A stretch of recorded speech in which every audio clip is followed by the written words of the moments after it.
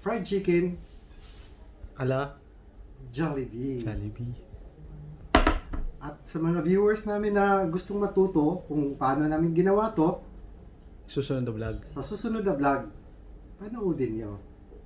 Yun. Eto ating chicken.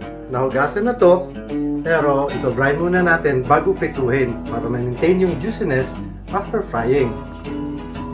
I-brine natin sa water kasama yung garlic powder, asin, at 3 tablespoons ng suka.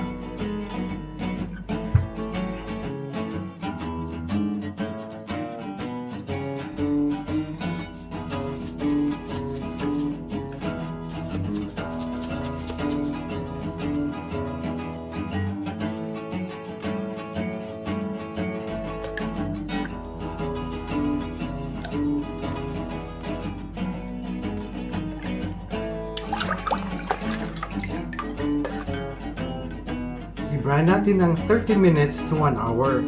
Habang nagbe-brine yung ating chicken, gagawa muna tayo ng butter or breading. Para sa ating dry mixture, 3 cups all-purpose flour, 1 cup cornstarch, 1 tablespoon baking powder,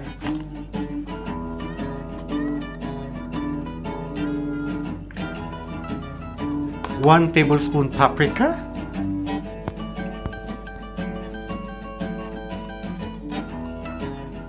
2 tablespoon garlic powder,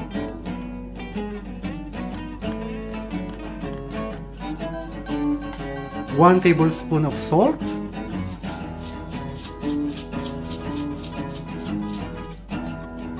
at 1 hanggang 2 kutsarang black pepper.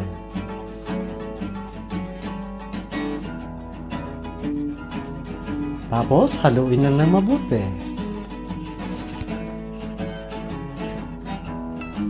At sa ating namang wet mixture, kumuha ng 1 cup mula sa ating dry mixture. Tapos, basagan ang 2 itlog.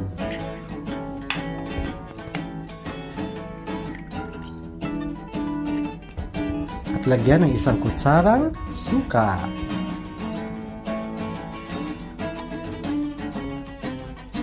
At sa huling step, lagyan ng 1 tasang tubig at haluin ng mabuti.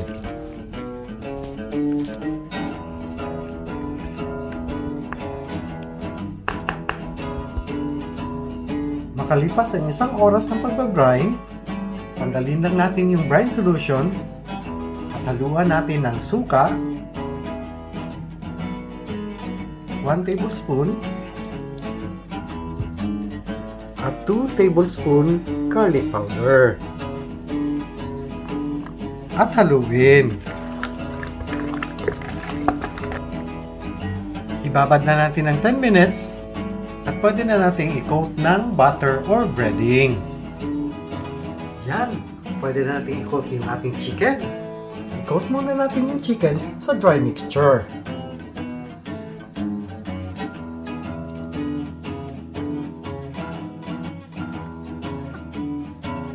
Siguraduhin nyo ma-coat siya thoroughly. Yan, tulad yan. Ito.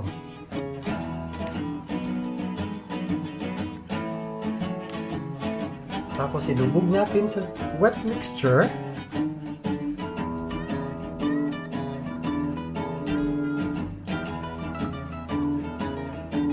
At ibabalik natin sa dry mixture.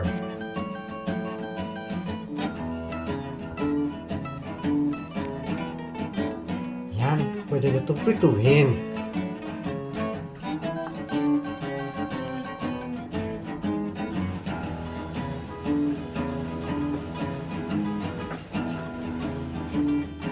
Siguraduhin lang mainit yung mantika bago magprito.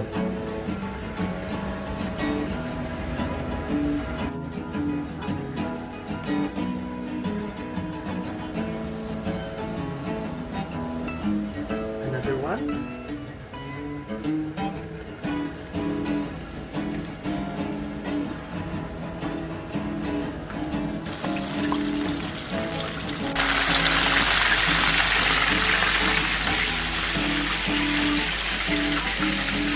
Ito, luto na aking fried chicken.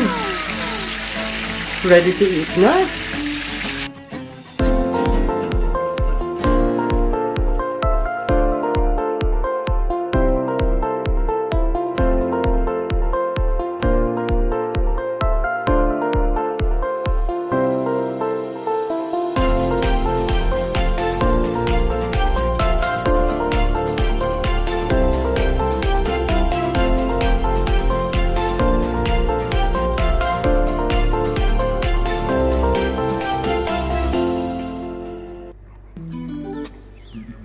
Juicy.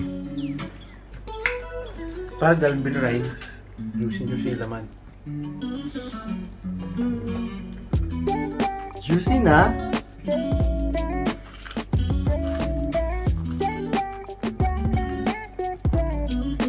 Crunchy pa.